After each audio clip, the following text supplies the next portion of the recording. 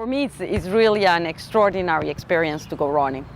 Some of the most exhilarating moments in a given day for me may be that morning, waking up in the morning and seeing the lights changing, and that incredible sense of well-being that comes when you're running. I'm a very, very restless person. And thus, if I don't run in the morning, I will be jumpy all day long, jumpy and anxious. And running allows me to calm myself down and to take things more slowly. In my work, I am constantly faced with a wide variety of stressors, and my ability to cope with stress is really helped by the physical activity. And I know that because when there's something that is really particularly problematic or that's taking an enormous amount of my emotional and intellectual energy, I'll go and exercise very intensely, and then I feel calm. Right now, as a society, we have so many ways to be physically active. There are many exercises. So if you don't like to run, that's okay.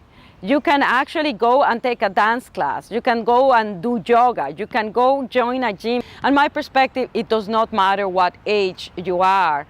What is important is really to start. I would tell people, don't shy away. You are not good at something and you don't like it, then choose from the other wide variety of alternatives. And the other thing that's fascinating about the body, and even as it ages, is how if you start a program, no matter what your age, how rapidly you can become physically fit. And thus you can see results almost right away. And this can then motivate you to actually start to do this more regularly or to start to increase the intensity of what you are doing.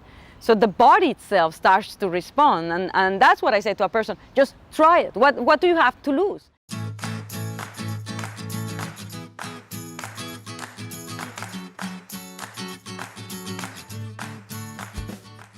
So today we're going to talk a little bit about anxiety, stress, and the brain, and why this is important. So we'll talk about how stress affects the brain. We'll talk a little bit about the brain, how stress affects the brain, and then we'll practice a technique that can help you to feel a little bit more relaxed and calm when you are feeling stressed out. So when talking about stress, we know that stress is completely normal.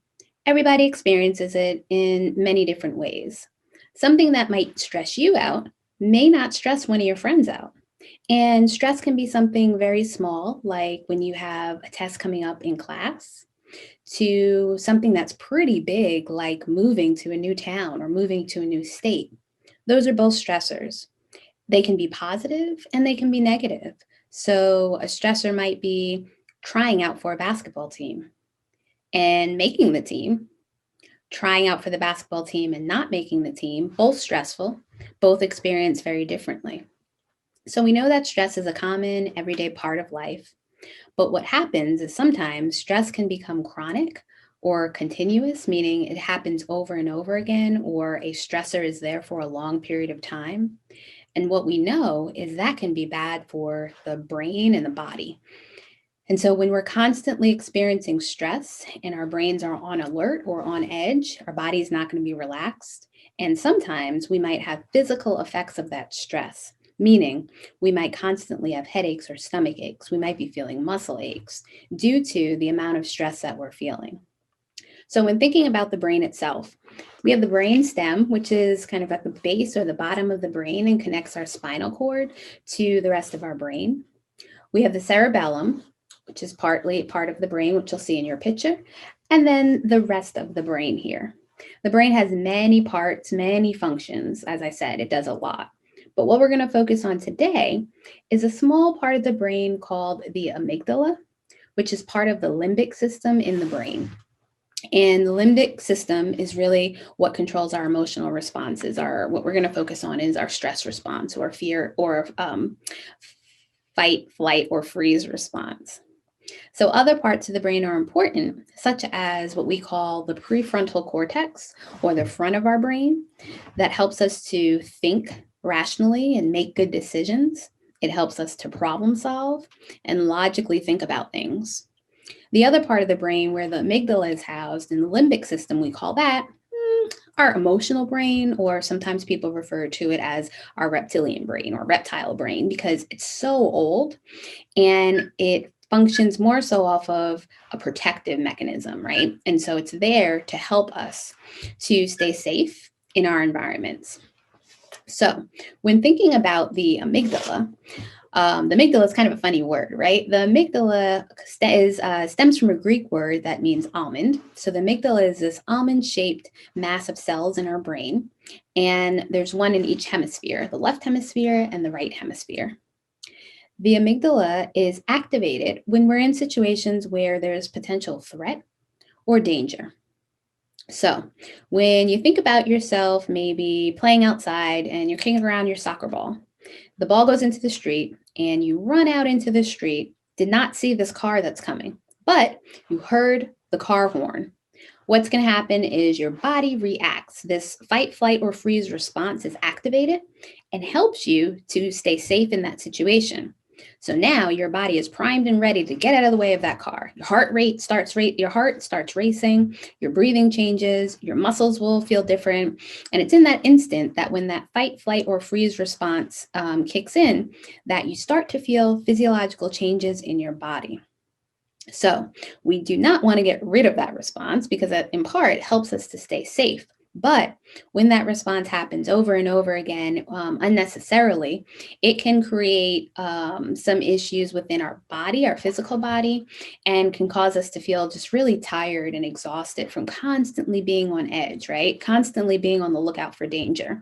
And our body's in a state that essentially really isn't helpful. It makes it hard to make decisions and think things through, like I mentioned before, because instead of relying on this prefrontal part of the brain, now we're relying on that emotional part of the brain.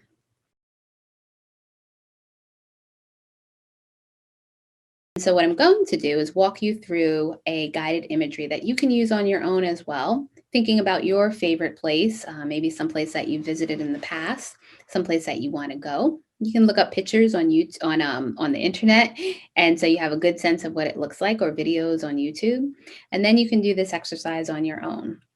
But for the time being, take a look at the two pictures that are provided to you and really focus on the colors and the ocean and how vibrant it is.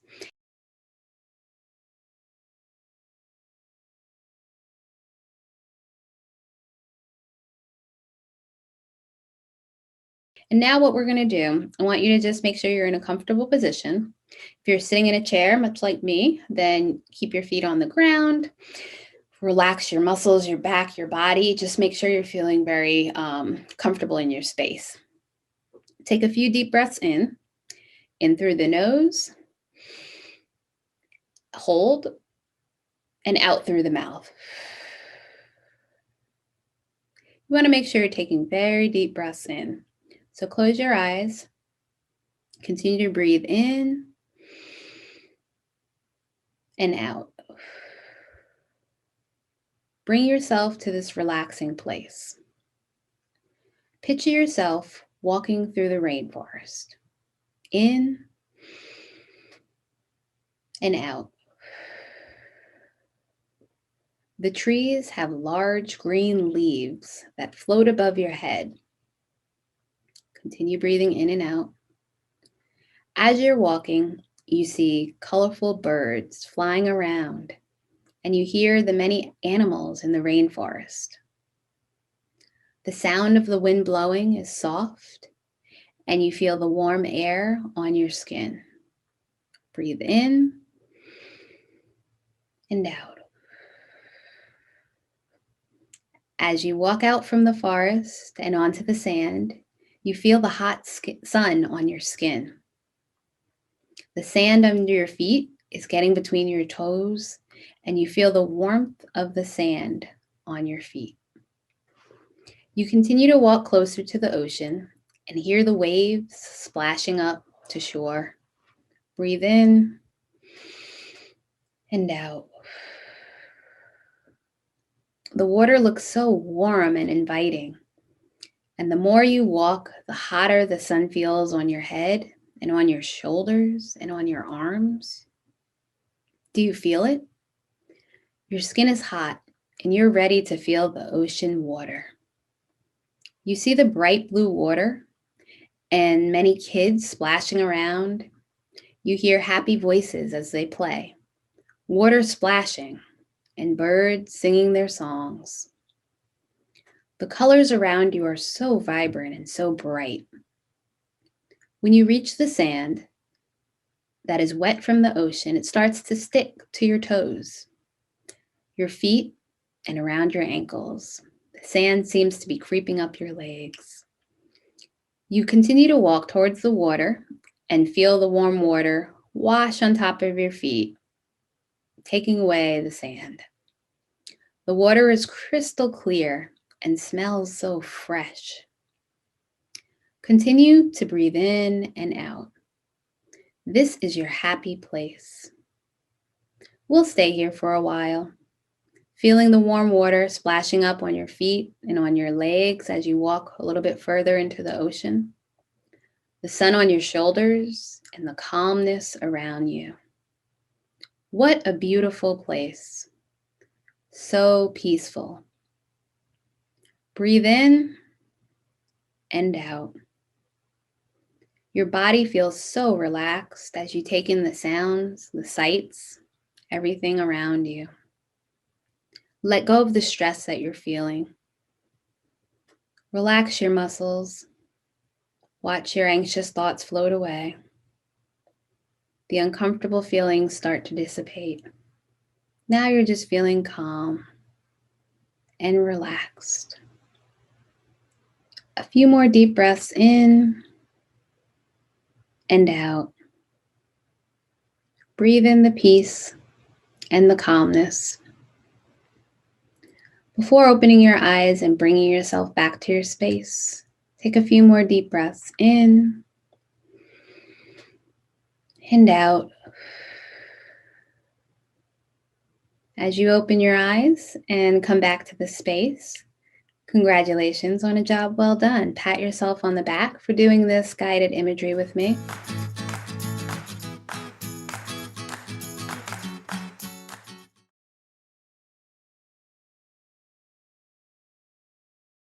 I've been jogging for years, ever since I was a child. Jogging helps me in many, many ways. It's a stress reliever. It's a way to see the scenery. It's a way to see the beauty of life. And it's very relaxing and soothing. I see the flowers, I see the snow. A life experience.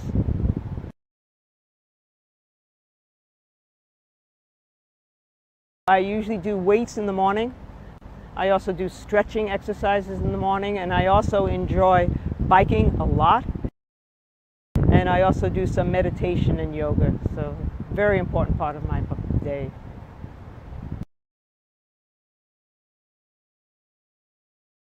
If I wasn't jogging, I wouldn't be able to work. So for me, that's quite an exaggeration, but I get fidgety if I don't jog. So it's a very important part of my daily activity.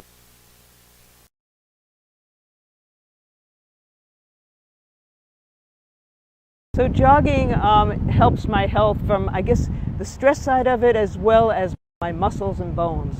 Because as many of you know, jogging is so important for tone and also for older women in terms of bone health.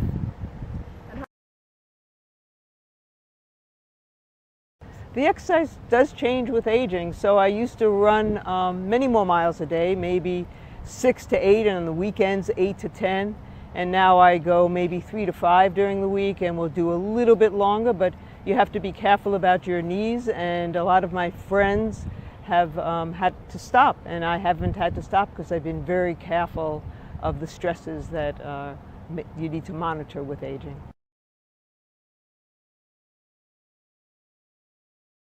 I find the time to exercise because it's a priority. I can't live without it.